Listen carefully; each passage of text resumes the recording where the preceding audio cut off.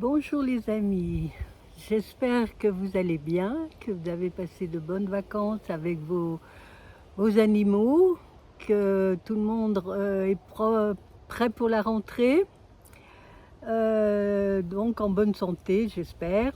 Donc aujourd'hui je voulais vous parler de l'argile, des cataplasmes d'argile pour les animaux. Alors, dans quel cas on peut faire des cataplasmes? Dans le cas de blessures, d'épillets, de corps étrangers, disons, dans la peau, de blessures, voilà, toutes sortes de traumatismes, même ouverts, surtout ouverts d'ailleurs. Euh, comment on procède? Donc, en général, on prend de l'argile pour cataplasme, c'est-à-dire c'est de l'argile qui est un peu grosse, un peu. Je vais vous montrer. Moi, j'ai l'argile de la COP, la Biocop, mais bon, je fais pas de publicité. Mais disons que pour vous montrer, elle est concassée, quoi. Elle est en morceaux, elle n'est pas fine. Bon, on peut prendre de la fine. En général, c'est de l'argile verte. On peut prendre de la fine, mais disons que la fine, il la vend d'un petit paquet et c'est pas, c'est, voilà, c'est pas avantageux financièrement et tout. Donc, en fait, il faut prendre un saladier, un genre récipient saladier, en verre ou en céramique, pas de métal. Vous versez une quantité d'argile et vous versez de l'eau par-dessus et vous laissez que l'eau soit réabsorbée par l'argile. Il ne faut pas mélanger. Une fois que la pâte sera faite, alors vous pouvez, dans la mesure du possible, la mettre au soleil pour qu'elle se recharge. Sinon, en hiver ou autre, on la met derrière une fenêtre pour qu'elle ait la lumière, parce que c'est de la terre, elle est habituée à avoir de la lumière du jour. Donc voilà, vous faites une pâte, pas trop liquide, pas trop épaisse, pas trop sèche, et vous mettez ça sur un sopalin, enfin genre, voilà, essuie-tout, on va dire, sans faire de publicité, un essuie-tout en 3-4 épaisseurs. Vous prenez une quantité en fonction de la plaie, vous mettez sur votre sopalin et paf, vous le mettez sur la partie malade, blessée. Donc, il faut savoir que l'argile, le pouvoir de l'argile est puissant dans la mesure où il va aspirer les impuretés, tout. Et donc, plus la blessure est profonde, plus ça va mettre du temps parce que ça cicatrise et nettoie les tissus de l'intérieur vers la surface jusqu'à l'épiderme. Donc, plus la blessure est profonde, plus ça va être long. Par contre, vous êtes sûr que votre peau sera, enfin la peau de votre animal ou le membre va être, à part que ça on peut le faire pour nous aussi, va être bien nettoyé et bien remis de façon saine. Parce que j'en veux pour preuve, par exemple, j'avais un cocker dans ma clientèle et qui prenait des épillets, ça arrive souvent, mais de façon chronique. Et souvent, c'était entre les doigts.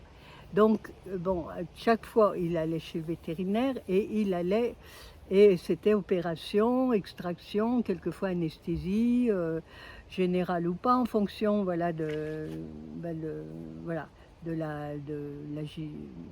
l'animal, s'il est stressé et tout. Donc, bon, sans parler du coût, évidemment. Et puis, ça se représentait, et très souvent, il reprenait des épillets dans cet même endroit, parce que même si le chirurgien, évidemment, a fait, selon le protocole, a nettoyé, mais la peau restait, cette zone restait sensible. Et donc, dès qu'il y avait quelque chose d'un peu plus dur, ben, vroom, ça rentrait de nouveau. Donc après, on s'est connus. Et je lui ai dit, faites des cataplasmes d'argile. Donc, il a fait comme je lui ai dit, c'est-à-dire prendre de l'argile et le mettre sur le. Alors, c'est vrai qu'il faut prendre ça au moment où le chien se repose ou le chat se repose le plus. Suivant la zone, essayez de bander. Et puis, plus la plaie est profonde, plus le cataplasme doit être épais. Parce que si vous mettez genre une couche, masque de beauté, ça va rien faire du tout. Il faut vraiment un cataplasme, c'est vraiment une épaisseur d'argile que vous mettez et en fonction de la zone, vous bandez, vous essayez d'immobiliser le chien ou le chat le plus possible. En général, j'ai souvent constaté, l'animal, ça l'apaise beaucoup. Ça lui fait un bien fou et en général, dès qu'il a compris que ça le soigne, il se laisse faire. La première fois, bon, il est un peu, voilà, il réagit, mais en général, la deuxième fois, ça marche super bien. Il est là, il attend son cataplasme. Alors, en fonction bon, de la zone, voilà, il faut pouvoir le bander, enfin l'isoler d'une façon ou d'une autre. Il faut renouveler les cataplasmes tous les jours, au moins une fois par jour, le maintenir au moins une demi-heure. L'idéal, ce serait que le cataplasme se décolle de lui-même, c'est-à-dire, bon, avec le poil, ça va rester un peu collé, mais il faut qu'il se soit à bien sécher. Et le plus possible, et si vous arrivez à l'enlever, que ça fait un bloc qui vient, vous verrez des trous dans l'argile. Et ça, c'est signe que l'argile a aspiré les toxines. Donc c'est signe que l'argile a bien travaillé et vous renouvelez soit plus tard, peut-être la nuit, enfin en fonction évidemment de la zone. Quelquefois il faut faire des grands bandages pour un petit truc, il faut faire des grands bandages, les saucissonner un petit peu. Mais bon, en tout cas ça marche. En fonction de la zone et de la profondeur surtout de la blessure, il faudra le faire pendant un certain temps. C'est sûr que quand vous emmenez votre chien chez le véto pour une chirurgie, bon il vous le rend le soir et c'est fini, on n'en parle plus, on donne les médicaments et c'est bon. Là, on n'a même pas besoin de donner d'antibiotiques parce que l'argile va vraiment nettoyer la plaie en profondeur. Donc les tissus se reforment, se recréent de l'intérieur vers l'extérieur. Et si vous avez du pus, si vous avez du sang, si vous dites « Ouh là là, mon Dieu, c'est une catastrophe », non, c'est bon signe. Ça veut dire que l'argile a attiré toutes les impuretés vers l'extérieur. Elle travaille vraiment dans ce sens-là, vers l'extérieur. Donc, il ne faut pas paniquer. C'est bon signe. Il faut au contraire insister, renouveler les cataplasmes. Et dans la mesure où vous aurez, voilà, petit à petit, vous allez voir, ça cicatrise, mais c'est vrai que c'est la peau qui va fermer en dernier. Alors qu'en chirurgie, en général, on recoue la peau et puis dedans, on se débrouille pour se cicatriser. Donc, enfin, je débrouille, c'est une façon de dire, mais c'est une autre approche. Donc, moi, je vous encourage vivement pour garder de l'argile avec vous, d'autant plus que si vous êtes en balade, si vous êtes en voyage ou autre, il existe des tubes d'argile où l'argile est prête à l'emploi. Bon, ça c'est pour les petits bobos, mais même pour nous, d'ailleurs c'est pratique, mais disons que c'est pratique de mettre ça dans son sac à dos et d'avoir ça voilà, sous la main pour la première urgence. Et puis après, quand on est à la maison, on fait son saladier d'argile et puis on remet de l'eau tous les jours pour pas que ça sèche trop.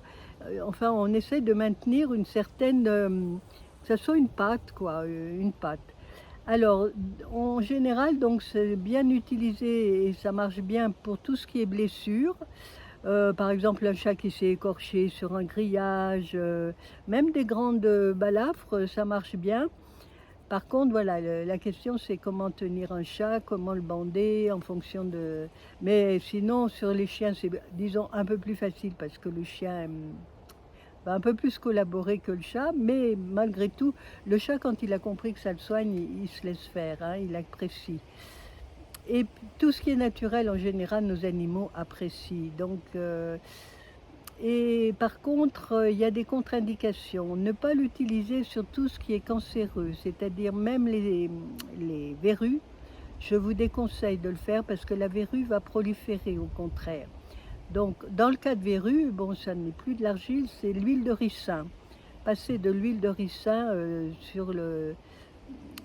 ça va dessécher la verrue Mais il faut en mettre tous les jours un petit peu jusqu'à disparition de la verrue. Là aussi, tout ce qui est naturel, ça va prendre plus de temps, mais ça marche.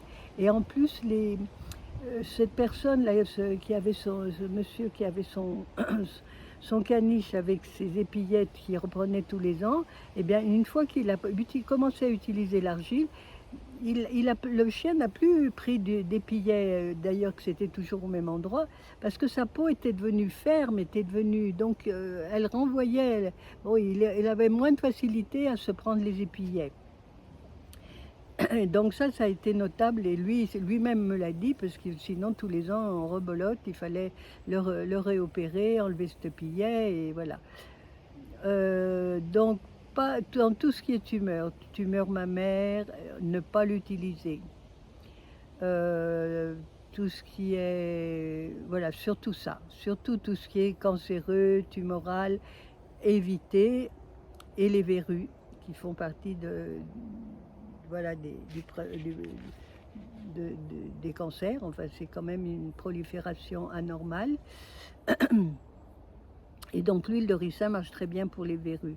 Ensuite, d'ailleurs c'est pas moi qui l'ai inventé, hein, c'est Irène Grosjean qui en parle beaucoup, le bistouri naturel, et donc et ça marche. Après il y a voilà, en principe, tout ce qui est petits bobos, n'hésitez pas à utiliser l'argile, à mettre ça sur votre chien ou votre chat, même si c'est des petits bobos. Comme ça l'habitue déjà, et puis ça va nettoyer la plaie ou la petite blessure. Et donc, je vous encourage vivement. Donc, ne pas utiliser de métal. Quand vous prenez l'argile dans votre saladier, vous pouvez utiliser une cuillère en... Bon, en général, c'est une cuillère en bois, sinon en plastique, mais voilà. Et vous prenez du sopalin, et puis quelquefois, en fonction de comment ça se présente, vous pouvez donc mettre votre essuie-tout en plusieurs épaisseurs, le coller directement sur l'argile sur la peau, et puis éventuellement en fonction, soit bander, soit vous pouvez aussi mettre de la pellicule alimentaire pour éviter... mais il ne faut pas que ce soit trop liquide parce que ça va dégouliner, ça va... Voilà. Et puis... voilà, et sinon, essayez d'immobiliser la pâte, l'endroit où... Mais si c'est sur le corps, on peut aussi bander sous le ventre pour retenir l'argile. Et puis profiter d'un moment de sieste de votre animal, quitte à faire la sieste avec lui, pour qu'il soit calme et rassuré. Donc je vous conseille vivement l'argile, d'en avoir toujours avec vous. Il y a ces tubes d'argile tout prêts à l'emploi, qui sont bien pour le secours, pour voilà, faire... voilà, hein, quand on est en balade, bon, vous me direz, là c'est la rentrée, on va même moins faire de balade, mais pourquoi pas, de toute façon, si, on va, surtout les chiens, on va bien continuer à les sortir. Et donc, c'était ce que je voulais vous dire, n'hésitez pas, ça peut éviter des opérations et ça, en même temps, c'est sain. Et puis aussi, ce que vous pouvez faire, c'est mettre un peu d'argile dans l'eau de boisson, parce que l'argile va aspirer les impuretés de l'eau. Et éventuellement, s'il veut la boire, votre chien ou votre chat, il va brouiller avec sa patte, laissez-le faire, ça veut dire qu'il en a besoin et ça va lui faire une espèce de cataplasme voilà, gastrique ou enfin du tube digestif, ça veut dire qu'il en a besoin. Donc laissez-le faire, d'ailleurs quelquefois, surtout les chiens, on les voit dans les flaques d'eau avec leurs pattes, parce que sans doute c'est une terre argileuse. Et donc ils en profitent, ils se soignent comme ça. Donc dans la nature, ils savent reconnaître les bonnes choses. Et voilà, c'était ce que je voulais vous dire. N'hésitez pas à me dire si vous connaissiez déjà, vous pratiquez déjà l'argile, les cataplasmes d'argile. Et sinon, n'hésitez pas à commenter sous cette vidéo. Je vous remercie et vous dis à très bientôt.